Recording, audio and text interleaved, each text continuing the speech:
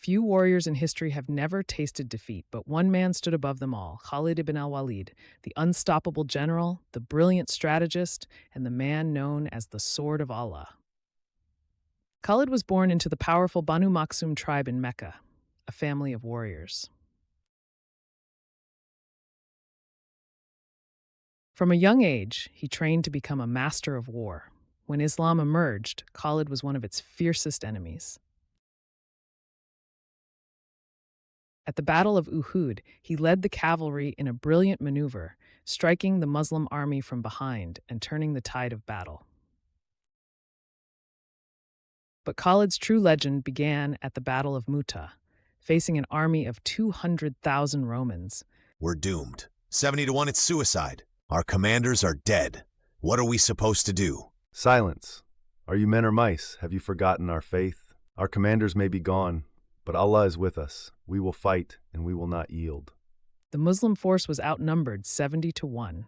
3 commanders fell in battle, leaving the army in chaos, until Khalid took command. Fighting with unmatched ferocity, he broke 9 swords in the heat of combat. Allah Akbar. We are outnumbered but not outmaneuvered. Tonight we ride.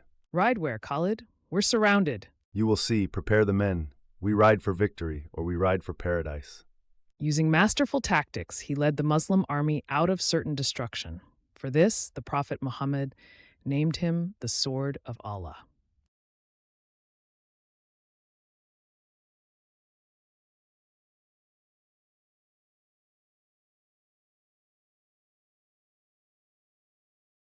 Khalid, you have shown courage and wisdom beyond measure. From this day forward, you shall be known as the Sword of Allah. After the Prophet's passing, Arabia was in turmoil. False prophets and rebellious tribes threatened Islam's unity. At the bloody Battle of Yamama, Khalid crushed the forces of Musaylama the liar, securing the Arabian Peninsula under Islamic rule. With Arabia united, Khalid turned his sights toward 2 superpowers, the Persian and Roman empires. At the Battle of Chains, he faced an enemy bound together in iron chains to prevent retreat. An interesting strategy. Allah Akbar. Using devastating tactics, he obliterated them, proving the might of Islamic warriors.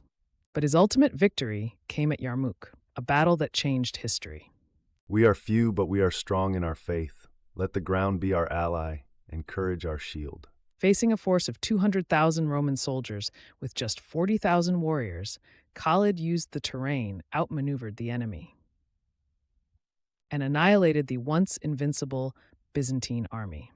This triumph marked the beginning of Muslim dominance in the region. Despite his undefeated record, Khalid was dismissed from command by Caliph Umar. Khalid Ibn Al-Walid, your victories are known throughout the land. Allah has clearly blessed your sword. All praise is due to Allah, commander of the faithful. Yet, victory comes from Allah, not from men. The people must not forget this. Your dismissal is not a punishment, but a reminder that we are all servants of Allah. Not for failure, but to remind the world that victory comes from Allah, not from men. Even then, his name remained a legend among warriors. As his time came to an end, Khalid reflected on his life. I have fought in over 100 battles, yet I die on my bed like an old man. Let the eyes of cowards never sleep. Khalid ibn al-Walid, the undefeated commander, the warrior of Islam, the Sword of Allah. His legacy remains a reminder that faith, courage, and strategy can change the world.